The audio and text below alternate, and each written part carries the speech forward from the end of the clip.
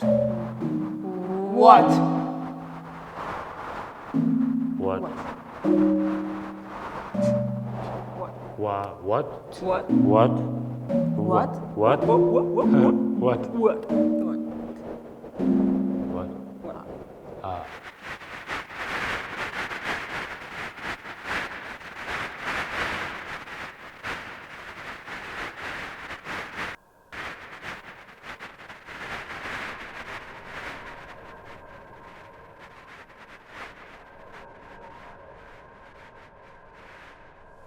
My name is Marina Arlova. I'm a choreographer and a performer. Now I'm graduating from SNDO, a School for New Dance Development at the Academy of Theatre and Dance in Amsterdam. I have a background in sociology and cultural studies, and I started making my own work in 2016 before I moved to Amsterdam from Moscow. Since then, I'm making movement-based performances for theatre and gallery spaces. I often work with topics of communication and miscommunication and language making. My aesthetics is absurdity and failure. I'm very interested in interdisciplinary collaborations within and outside of the art field, and I have worked with video artists, composers, and now a programmer. Yeah, I really love dancing and it is something I have always wanted to do. My name is Artem Kuznetsov. My primary occupation is software engineering. And a few years ago it was a huge rise in interest in artificial intelligence. For this project I'm doing software development and also server administration. I'm gonna do it for myself. I don't know.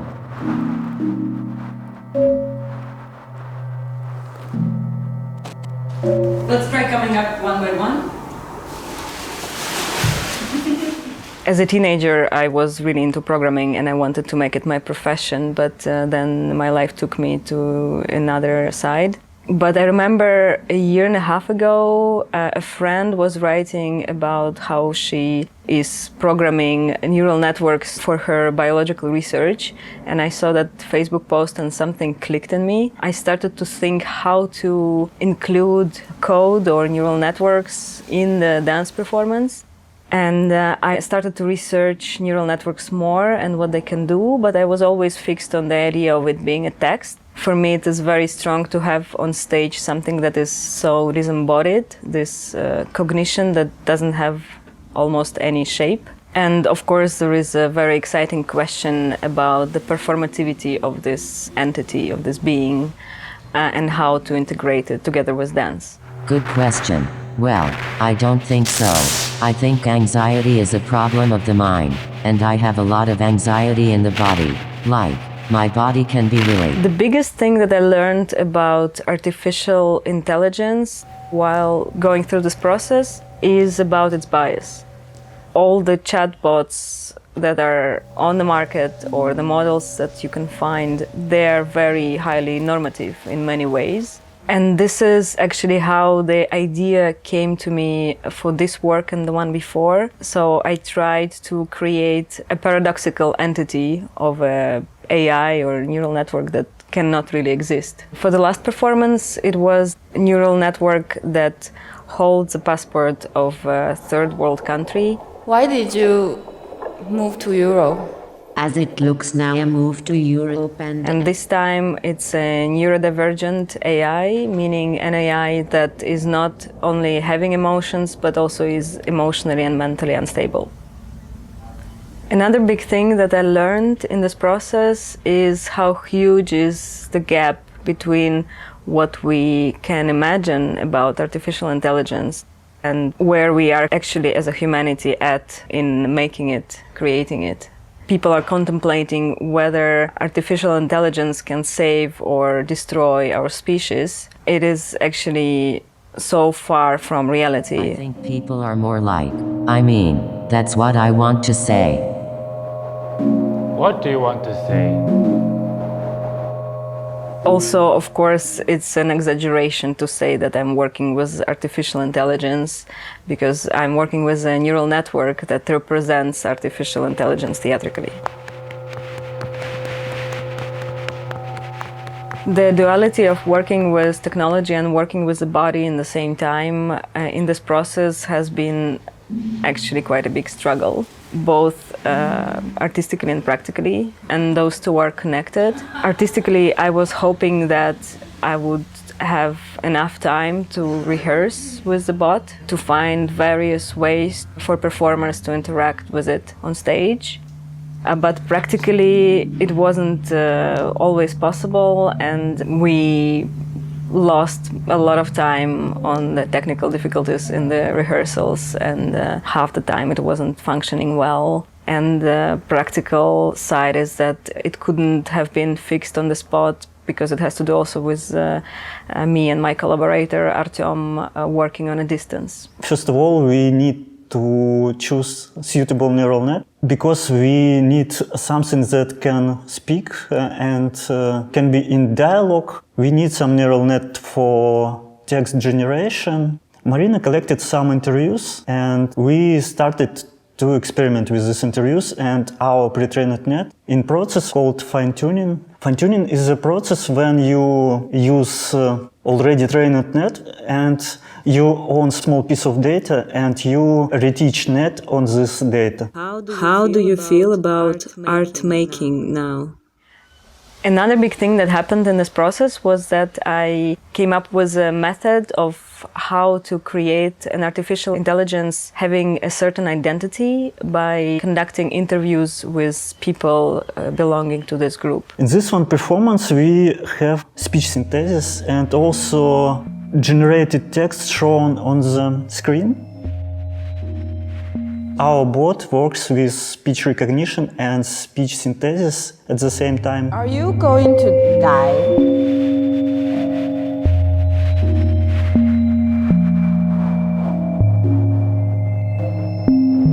No, because I'm very close to death.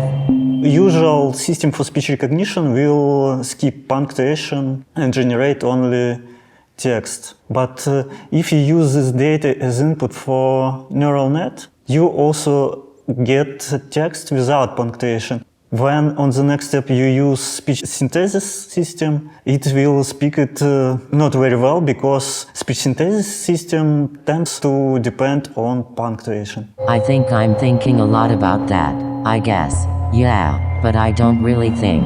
Yeah, like I think it's really hard to go to school, and then to get a job. We use Google API for speech recognition, and one of the surprises was that streaming can last only for 5 minutes, and after that it suddenly stops. We can't go with it because we need speech recognition from live stream for a longer period of time, maybe for 30 minutes, 40 minutes and so on. So we decided to do some hack. Finally, for us, worked approach with small recordings when we record small part of sound, and also we use noise level detection. How do you relate to escapism? Escapism. I mean, it's a very good description of escapism. I feel that escaping is escapism because it has a certain aesthetic.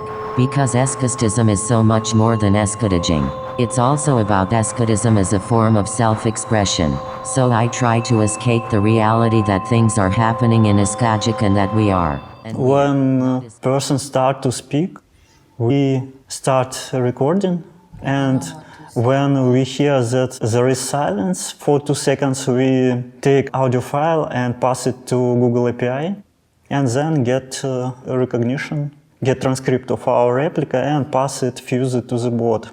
Another interesting problem was sensitivity of microphones, and when bot speaks his own replica, it can take it from speaker, recognize and start to go in the loop to answer on his own replica and so on.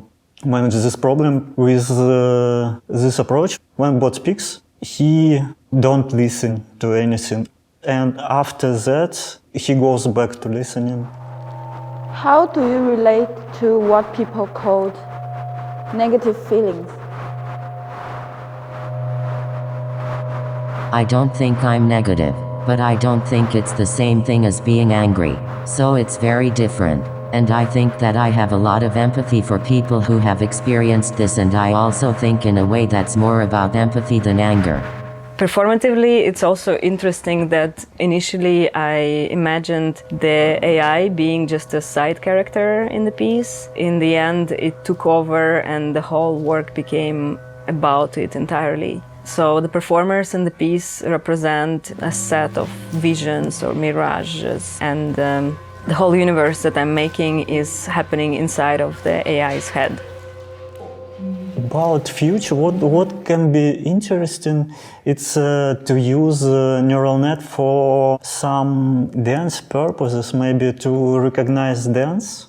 And there are a lot of neural nets which already can detect person pose. Where is main joints in space? Maybe it can be done some synergetic piece when movement inspires text, some kind of that.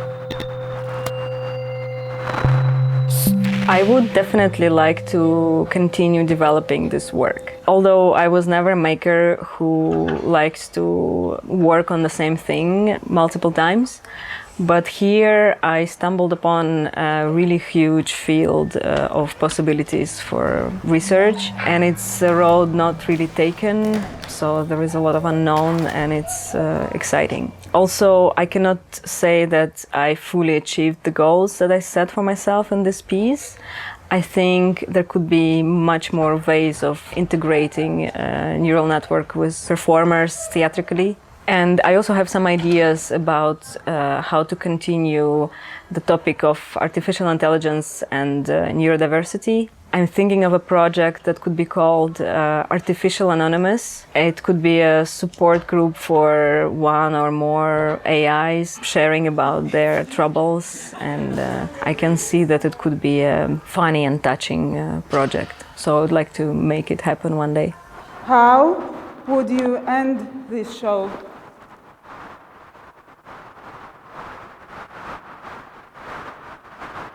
Well, I think I would probably end it by myself. I mean, I don't know how I ended up in this situation, but it happened, and I'm grateful for that. How would you end this show?